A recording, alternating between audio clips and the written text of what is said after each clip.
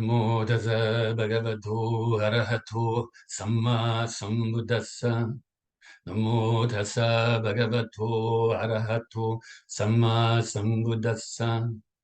Namo Tassa Bhagavato Arahato Samma Sambuddhassa. Buddham saranam gacchami, Dhammam saranam gacchami, Sangham saranam gacchami, Dutiyampi Buddham saranam gacchami, Dutiyampi Dhammam saranam gacchami, Dutiyampi Sangham saranam gacchami, Tatayampi Buddham saranam gacchami, Tadayambi Dhammam saranam gacchami, Tadayambi Sangham saranam gacchami.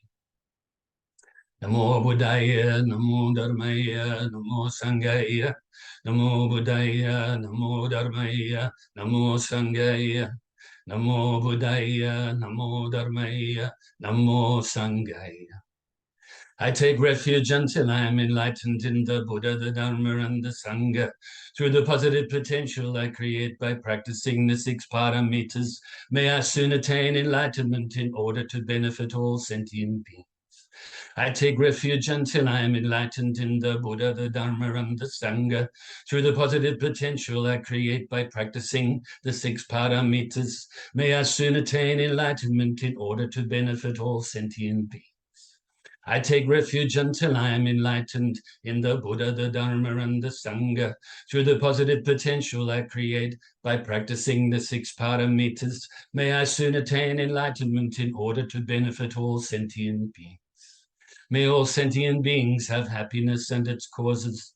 May they be free from suffering and its causes. May they never be parted from the happiness beyond suffering. May they abide in equanimity, free of bias, attachment to the near, and aversion from the far. I shall cause this. Great compassionate Buddha, please inspire me to be able to do so. Reverently, I prostrate with my body, speech, and mind, and present clouds of every types of offerings, actual and mentally transformed. I confess all of my negative actions accumulated since beginningless time, and rejoice in all the virtues of all holy and ordinary beings. Please remain until cyclic existence ends, and turn the wheel of Dharma for all sentient beings. I dedicate the virtues of myself and others to the great enlightenment. However innumerable all sentient beings are, I vow to save them all. However inexhaustible my delusions are, I vow to extinguish them all.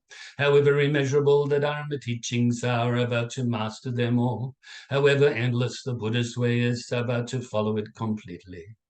Om Mani Padme Hum. Om Mani Padme Hum. Om Mani Padme Hum. Tayata gati gati parasam gati bodhisoha. Tayata gati para samgati bodhisoha. Tayata gati para samgati bodhisoha. So I hope you're doing okay today. In fact, better than okay if possible. And just remind you that tonight the clocks go forward in Eastern Australia to become the Australian Eastern Standard Time, or Daylight Savings Time, I'm sorry. Yeah. AEDT is the way that they're put or written. Okay, so let's get ready for some meditation now before we continue the Dharma talk. Of course, the commentary on the Eightfold, or the 8 verses of thought transformation, is coming to the conclusion-ish, okay? I think we'll finish up verse 8 today, the commentary on it, and then maybe have 2 or 3 conclusions before we actually finish the subject. And I thought we'd pick some random teachings out of my book, okay? One of my books there. The only one that's hard copy published, okay? So we can have a look at some of the teachings in there, because I've been requested to do so.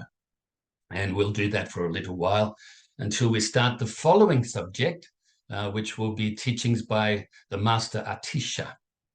Okay, some advice by Master Atisha. Anyway, so forget everything I just said. Time for some meditation. So let's release the tension in the body. Unless, of course, you've done it already. Now you can just check, see if there's any leftover tension. Okay, so we'll start at the bottom of the body and work our way up to the top. So gently close your eyes and lips gently touching with the tongue resting on the upper palate in the mouth. Nice and relaxed, but not slouching, not lazy posture. Bring your mind inside the body, and let's start by releasing the tension from all around the feet.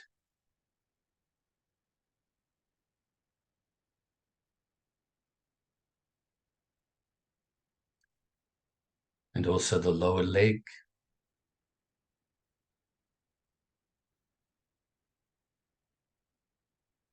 Around your knees. The upper leg. Around your midsection, hips and so forth.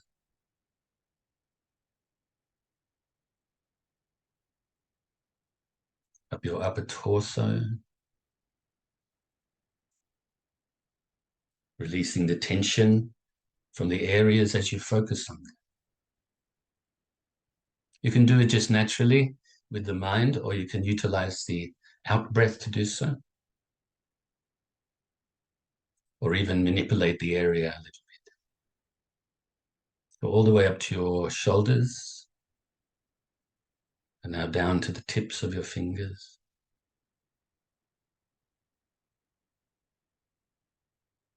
And to the top of your head, all around your head, your face, and so on, until you get to the crown of your head.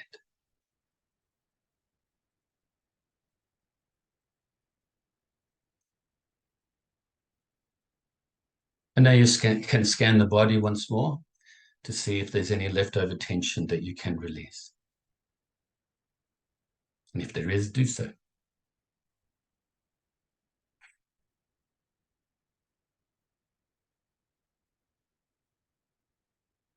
And when you are ready, bring your focus to initially the tip of your nose. And the object of the meditation, as per usual, is the breath. Or more specifically, the feeling of the breath as you breathe in your nose, all the way into your lungs, and then back out your nose again. Try to focus seamlessly on the object of meditation, which is the breath today. Breathing in, breathing out.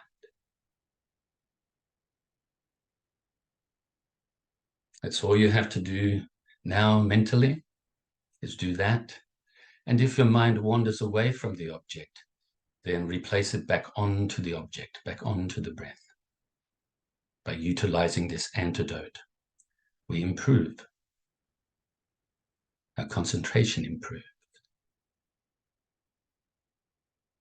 So if any thoughts arise, any feelings arise, or any mental activity whatsoever arises, don't cling to it. Don't grasp at it. Don't try to force it away or deny it. But simply and naturally let it go by replacing your mind back onto your breath. And if your mind starts to become dull or sleepy, then wake it up a little bit by replacing your mind onto your breath more brightly.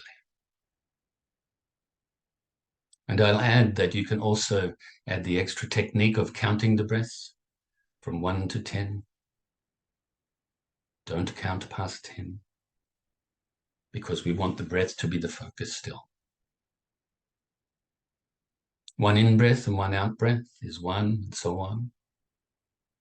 But if you get distracted on the way to 10, go back to 1 at that time. And remember that even if we want to get to the top of a mountain, we just take 1 step at a time, breathe 1 breath at a time, and then we can achieve our goal.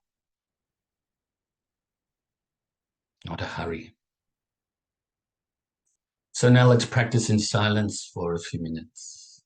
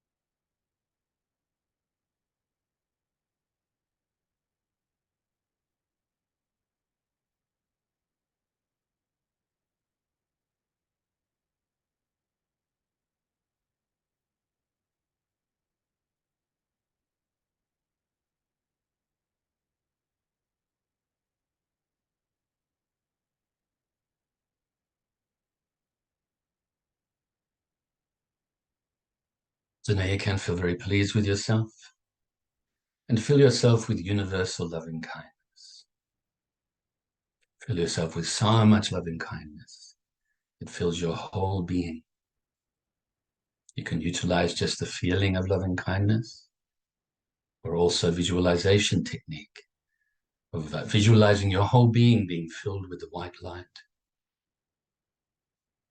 or the white nectar if you prefer.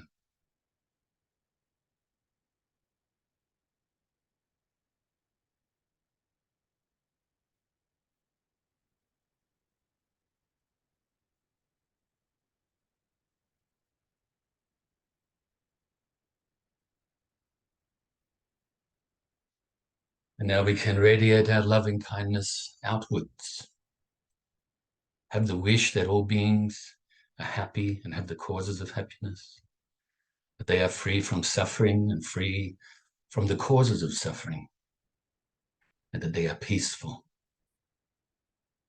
Radiate initially to your loved ones and fill them with the universal loving kindness too.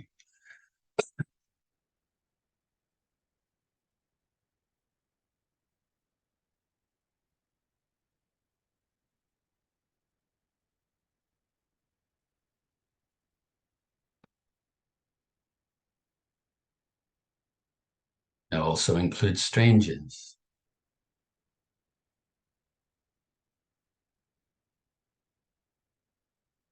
And even those that you may regard as enemies. All these three types of people from your own perspective. May they be happy, free from suffering, and be peaceful.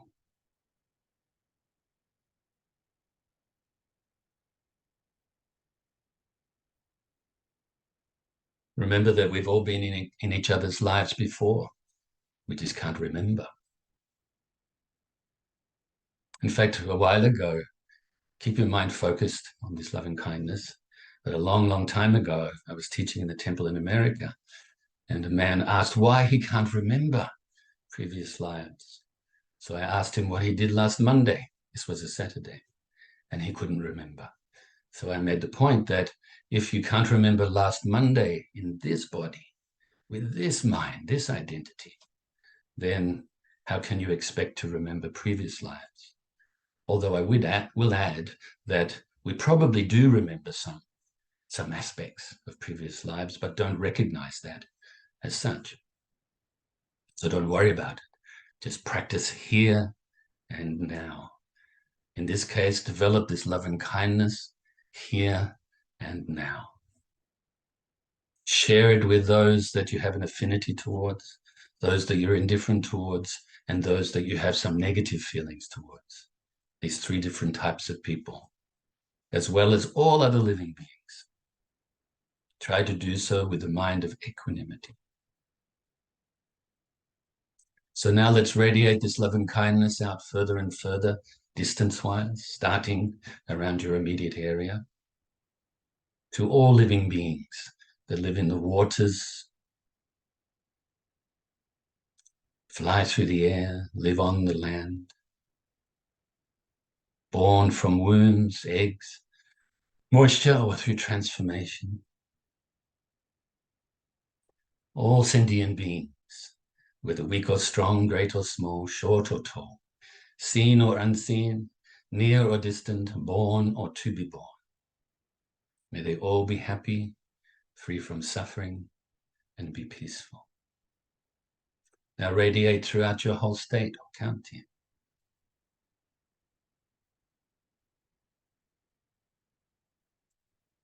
And other states and counties throughout your whole country.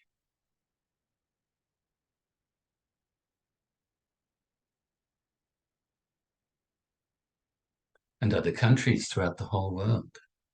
Just like before, when I was mentioning the different types of people, now you have these different types of countries. Some you have an affinity towards, some that you're indifferent towards, probably most, and some that you may have some negative feelings towards. This comes from your own perspective. We have been to these places before, previous lifetimes. Try to do this with a mind of equanimity. So share initially to these countries that you have an affinity towards, this universal love and kindness, and all the beings that live in these countries. And now to all of those countries that you're indifferent towards, maybe don't even know, unaware of. And now to those countries that for whatever reason you may have some negative feelings towards. And also throughout all of the oceans and other waterways throughout this whole planet, down to the core of the earth and to the outermost atmosphere, having your love and kindness pervade throughout this whole planet and beyond. And now throughout the whole solar system, all of the planets within this solar system, wherever there may be life or not, and other solar systems throughout the whole galaxy, and all of the galaxies throughout the whole universe, and beyond, until your loving kindness pervades throughout infinite space. Really feel happy now. And be present here and now to recite the dedication prayer. Due to this merit, may I soon attain the enlightened state of the Buddha, so that I may be able to liberate all sentient beings from their suffering. May the precious Bodhicitta, not yet born, arise and grow. May that born have no decline, but increase forevermore. And may the precious view of Shunyata, not yet born, arise and grow. May that born have no decline, but increase forevermore. And so now, like I said, I'll continue the commentary on verse number 8 of the 8 verses of thought transformation. We've had, I think, 3 parts already to this. So this will be part number 4. And actually before, I just remembered that I said we'll have 3 conclusions. That's incorrect. We'll have 1 conclusion in probably 3 parts, I'd say, or at least 2 parts, just because of the time constraints. So don't worry, we're not having 3 conclusions where I may do your head in. Okay, take too long. Okay, so last week we were talking about this, obviously this verse number 8, part 3, and it goes like this. Without these practices being defiled by the stains of the 8 worldly concerns, by perceiving all phenomena as illusory, I will practice without grasping to release all beings from the bondage of the disturbing, unsubdued mind and karma. And specifically, we're talking about the part that says, by perceiving all phenomena as illusory. So I'll just add a little bit to that off the top of my head first. I will practice without grasping. In other words, we will practice without grasping at a self of self or a self of other. Because this is the Bodhisattva path. You can't think I'm saving living beings, because that's giving rise to duality and to your ego, to this lifespan and so on, you know, this self, this me. But actually, it doesn't exist like that. We're all interdependent. And so without grasping, we will practice all of this thought transformation practice. We will practice the bodhicitta, develop this bodhicitta, this great compassion. We will develop this supreme wisdom without grasping. Because if you grasp, you stop it. You stop your progress on the path. You stop yourself from perceiving the nature of reality at that time, because you're clinging, because you're grasping, clinging to, grasping at. Just like the instruction in the meditation. Okay, so don't grasp at, don't cling to, don't try to force things away, because that's also grasping and clinging, another form of, like the opposite, the dualistic way of thinking again coming into play. So no grasping, to release all beings. Of course, we can't release anything. It's not as if we put them in a cage, and now we're going to open the cage and now you're released, just like the birds, the doves and things like that. Actually, we're going to help them to free themselves, do our best. Even though there is no self, there is no them.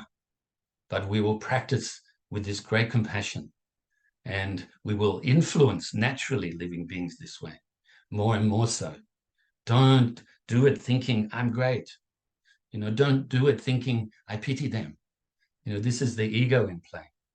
Try your best to develop this non-grasping, you could say, state, this non-clinging, this non-attachment based on the nature of reality as much as we can. So from the bondage of the disturbing, unsubdued mind, so this is the unrestrained mind. It's in shackles, it's in bondage, isn't it? We're tied up in ignorance, attachment, and aversion. And all sentient beings are like this. We want all sentient beings to attain enlightenment. We want all sentient beings to find happiness along the way. We want all sentient beings to be freeing themselves from suffering along the way, just as we do for ourselves. Okay? And karma. Obviously, if we are free from the bondage of the disturbing, unsubdued mind, we are compassionate now, we are wise now, and obviously we will be free from karma. We won't be creating karma, and we want to do this for other living beings too.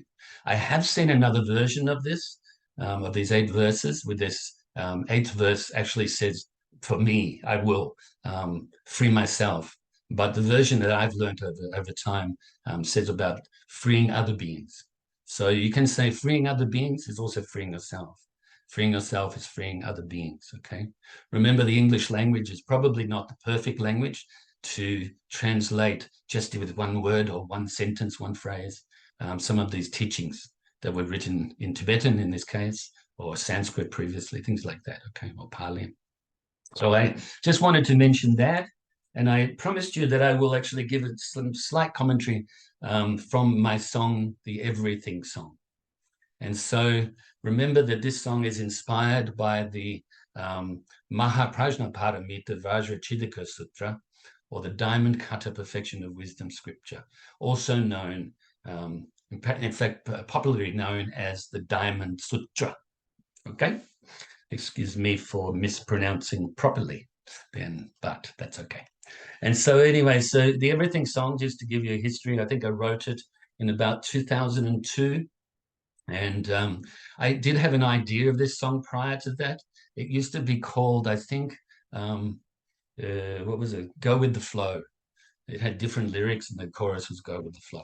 Similar sort of vibe, similar meaning. And then I changed it.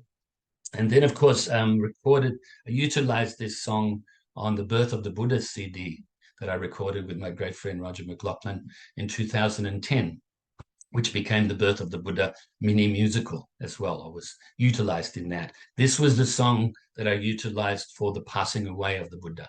So this Birth of the Buddha, the life of the Buddha, and then the passing away of the Buddha was expressed in this mini musical on this CD. Okay, so that I did, rather than writing a song about parinibbana, things like that, I thought this song kind of expresses it perfectly because it's a song about emptiness and impermanence. So on a surface level, you can say impermanence, but on a deeper level, emptiness of self, okay? So everything is like a flicker of a lamp. You think about a lamp. I know that you've heard me give you these examples before, this explanation or these explanations before, but here I go again, maybe with some variations. So everything's like a flicker of a lamp. The actual words in the Diamond Sutra says something like this: everything is like a lamp flickering in a cool breeze or a constant breeze or something like that, okay? So you can see whenever there's a breeze, even if it's just from my words talking now, if there was a candle in front of me, it will be flickering and not staying the same for one moment. Everything is like this, including ourself, including our mentality, our physicality, including other living beings, including inanimate objects, everything from the tiniest dust mote to the largest physical thing in the universe, from the smallest thought to the largest mental activity in the universe and beyond, okay? So everything is like this flicker of a lamp. The life of a flower, which is not in the Diamond Sutra, I added that one. So the life of a flower, as you know, let's say a flower that is very fragile on a hot day in a warm wind, and maybe in the mornings very plump, beautiful, maybe even with some nice dew on there. And then as the day goes by, it starts to lose its vitality and dries out, and eventually becomes compost, for the plant to sort of give nutrients to the future plants and future flowers, like a cycle.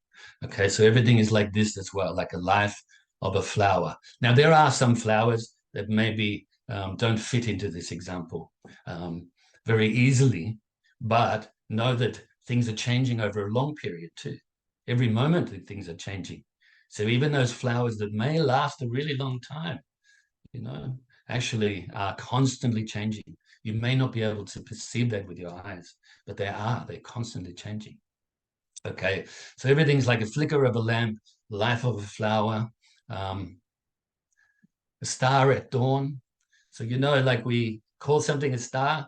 Let's say you get up really early before the sun comes up. You see these stars in the sky still from the night before.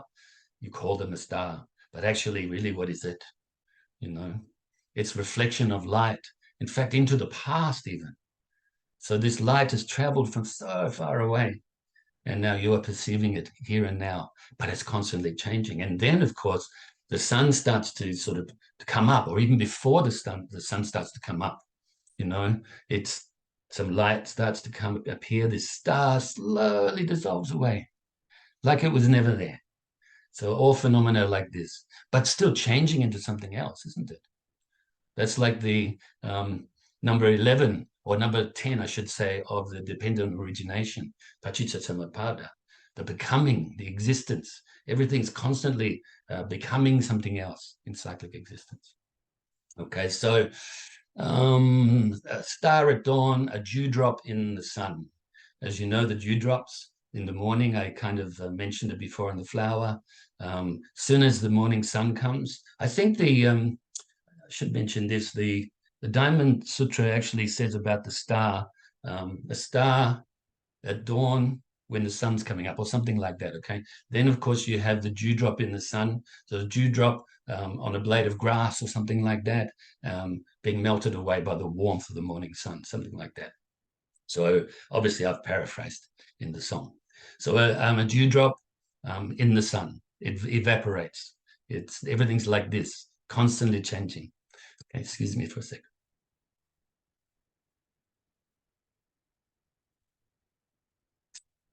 So everything is like the changing of the tides. This is another added line.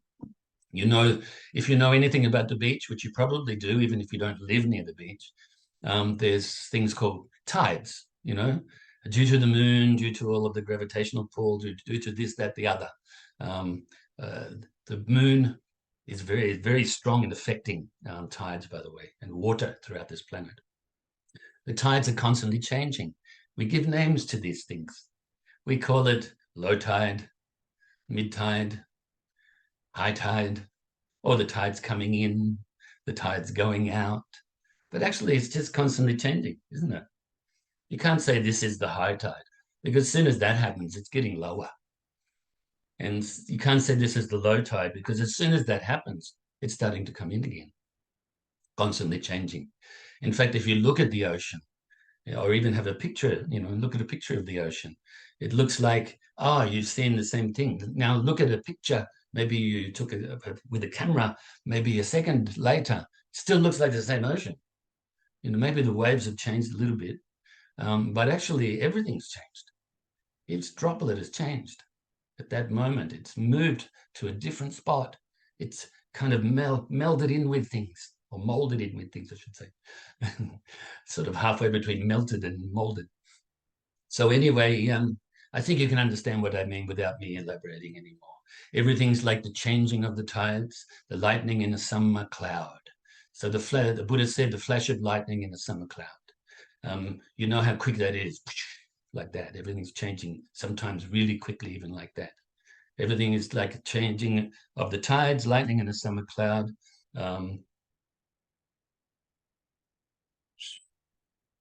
A bubble in a stream. And so this is like, you know, in a or the Buddha said, in a fast moving stream. So you can see there's a bubble will form as the water sort of takes in a little bit of air, as it maybe goes over some rocks or different depths and things like that. And so, but it goes away really quickly. Sometimes a bubble may last 10 seconds, sometimes almost not at all. Maybe you can't even perceive it, it's so small, then it's gone so quickly. A phantom, that's that which we kind of imagine while we're awake, and a dream, that's we're imagining while we're asleep. So the chorus of that song said, everything comes and goes, no space, no time, nothing knows everything. Everything is let it go. Don't hang on to the past. No one owns anything. So that's the chorus is almost like a little bit of advice what to do with these teachings. So let's I'll just repeat the verses. That's really the ones that I wanted to get across to you today. Everything is like a flicker of a lamp, the life of a flower, a star at dawn, a dewdrop in the sun. Everything is like the changing of the tides, lightning in a summer cloud, a bubble in a stream, a phantom and a dream. And then the Buddha said, thus shall we think of all this fleeting world. Okay, so we should try to have a good understanding like this. So now that I've given some commentary on these, I'm thinking maybe I won't quite finish this today. The what was supposedly the final commentary class on the verse number 8. Okay, because I've still got about I think 2.5 pages to go. So I thought last week we went through 4 pages of my big notes, my big writing. So that was the double what we've done before. Anyway, so I'm pretty sure that that's the case because it's under 4 minutes to go now. But I will just rattle through these as much as I can and possibly give some extra bits too. All right, so I read them before and they're pretty clear as they are. By viewing or perceiving all phenomena as illusions, by perceiving the illusion-like nature of phenomena, we free ourselves from attachment to phenomena as independent, discrete or concrete entities. Think about that. We will free ourselves from clinging to this, from this attachment. All you have to do is think how everything's like an illusion. Even those things that you find nasty, really difficult and whatever, actually just like an illusion. You won't be as affected as much, even if it is part of the result of your karma right now. Eventually you can let these things go. The more you don't cling to them, the more they go, the less intense they are and the like, okay? The next point I'd like to make is once you have succeeded in freeing yourself from such attachment, the perception of the illusion-like nature of reality will automatically arise spontaneously arise naturally. Okay, the thing is, the more we put this into practice, the more we think like this, the more we bring to mind the illusion-like nature of all phenomena, including mental and physical, the more natural it becomes to do so. You may have to start to force it for a while, but then even forcing it becomes natural. Once you do that, it can go beyond that to actually be part of your existence. And so there, anything you find pleasing you come into contact with that, then you don't get blown up about it. You don't get attached to it and desire it, or, anything repulsive that comes to you, you don't get repulsed. You don't have to create this aversion, this dislike, always blown around with these worldly winds again, So perceive everything like an illusion. Then whenever things appear to you, although they may appear to have an independent or objective existence, you will know as a result of your meditation and of your contemplation, of you absorbing your mind with this knowledge, that this is not really the case. Even if our habits are so thick, so strong to cling to certain things, have aversions for other things, and don't care about other things still, we will start to realize, bringing this to mind, this is not the way it is. You will be aware that things are not as substantial and solid as they seem. So like I thought, I still have 2 pages to go through. No, actually, it's only 1 page because the other page is to do with conclusion. So we will definitely finish the verse number 8 or the commentary on verse number 8 next week. And I'm happy that I spent a bit more time on explaining this idea of illusion-like. And so I rejoice in your goodness. I look forward to seeing you next week. Please take good care of your mind. Take good care of your physicality and care for others around you. Try to remain patient and enthusiastic in your practice. I rejoice in your goodness. Namo Buddhaya, Namo Dharmaya, Namo Sanghaya.